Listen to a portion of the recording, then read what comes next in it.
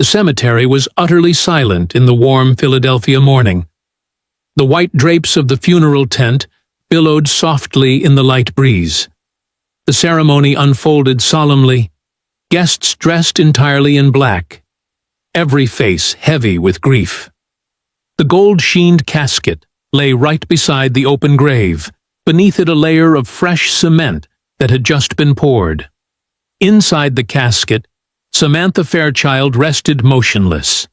The powerful CEO of Vantage Tech Industries, Pennsylvania's leading tech empire. Her eyes were closed, her pale skin wax-like. Peter Fairchild, her husband, stood beside the casket with a neatly folded white handkerchief in his hand.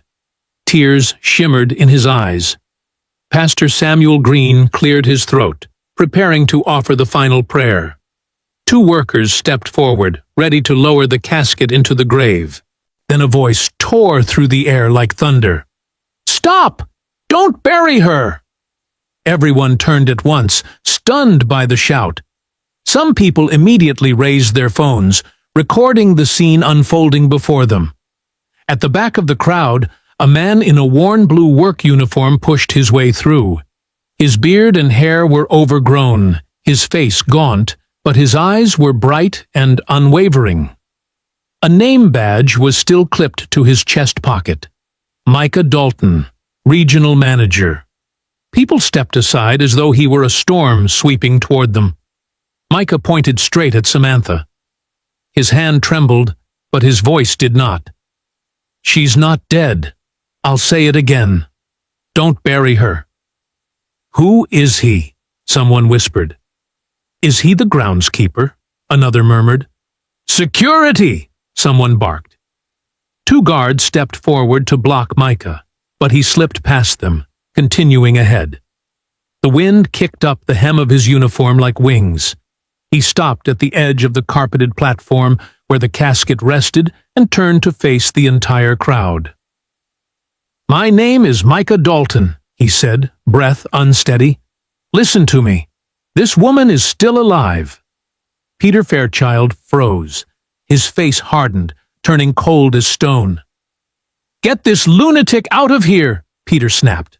"Sir, you must respect the dead. Samantha is my wife. She has passed. We will bury her in peace." The crowd murmured. The pastor lowered his Bible. The two workers hesitated. Micah pointed again, his gesture firm, his voice unwavering. "She hasn't passed. Someone gave her something. It slows the heartbeat. It cools the body. It fools the eye. She looks dead, but she isn't. Give her the antidote. Right now." A ripple of shock swept through the rows of mourners. "Antidote?" someone whispered. "What is he talking about?" another murmured. Camera lenses tilted forward. A reporter leaned in, trying to catch every word. Peter's face tightened with anger. "Enough," he said, turning to the guards. "Remove him." But Micah didn't move. He lifted his chin. "Peter," he said softly, as if he had known him for years, "you know what you did, and Dr. Mason Keating knows too." The name dropped like a stone into still water. Every eye darted to the left. The family doctor, Mason Keating, stood there with his stethoscope tucked into his pocket, his lips pressed tight. He looked at Micah, the way one looks at a door that should have stayed locked forever. "Pastor," Peter said sharply, "continue the ceremony." The pastor hesitated, fingers trembling on the page. Micah took a few steps closer, slowly approaching the casket. His expression softened when he looked at Samantha. "Ma'am," he whispered, almost to himself, "hold on." Then he raised his voice toward the gathering. "Check her mouth. Feel her wrist. Warm her chest. She's still here. I heard their plan with my own ears." Peter talked about a quick burial. Dr. Mason signed the papers. "Please, give her the antidote." Silence thickened. Even the white drapes seemed to be still, as though the entire cemetery was holding its breath. A woman in a purple coat stepped out from the front row. Her hand trembled. "If there is any chance," she said, "we should check." "Unnecessary," Peter snapped. Sweat shimmered on his forehead. "We've done everything possible. The doctor has confirmed it." "Let them check," someone in the crowd urged. "It costs nothing," another voice chimed in. "Just check." What had been whispers grew into a wave. Heads nodded, eyes narrowed at Peter. The guards exchanged uncertain glances. Dr. Mason cleared his throat, trying to regain composure. "This is absurd," he said with a strained smile. "Grief makes strangers say nonsense. I examined her already." Micah turned to him, voice calm but resolute. "Dr. Keating, she gave you a hospital. She bought you a car. She trusted you." Something flickered in Dr. Mason's eyes. He glanced at Peter. Peter subtly shook his head. At that moment, Micah set his toolkit on the grass, knelt beside the casket, and did something simple. He removed his jacket and folded it into a makeshift pillow. "Please," he said to the pastor, "to anyone brave enough, help me lift her just a little. She needs air. Then open her mouth. One drop is all it takes." Silence.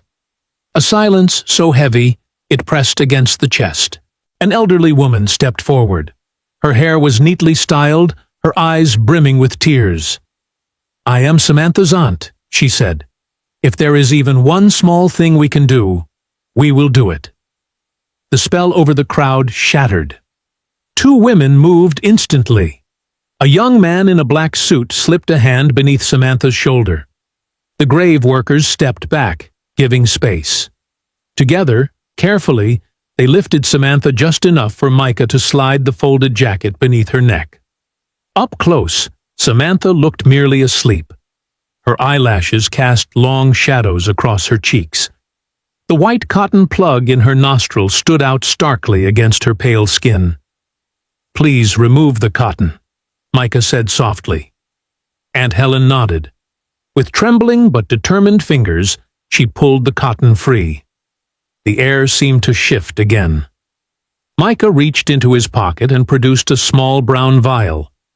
It looked old, as if it had traveled many roads. He held it up for all to see. "The antidote," he said. "Her body was slowed by something toxic. This will bring her back." Peter lunged, but two mourners stepped between him and Micah. "Let him try," one said. "If it doesn't work, we bury her. But if it does, then what?" "What?" Peter spat. "Then what?" "Then we thank God," Aunt Helen said, her eyes sharp as blades. Dr. Mason's jaw tightened.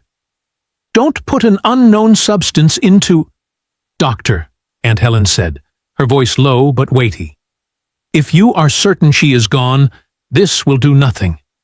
Let him try." Every gaze was fixed on the tiny vial.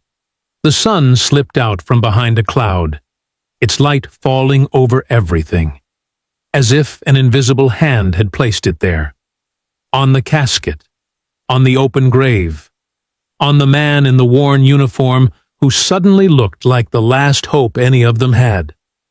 Before the story continues, if you're watching from somewhere, leave your city in the comments. And don't forget to subscribe so you won't miss the next part of this story. In your opinion, will the drop Micah is about to release truly pull Samantha back from the boundary between life and death? Or is all of this nothing more than a desperate illusion? Micah knelt down. This time, his hands no longer trembled. They were steady, as though guided by a single purpose.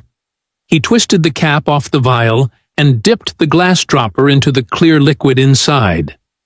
Then he turned to Aunt Helen. "Please help me open her mouth."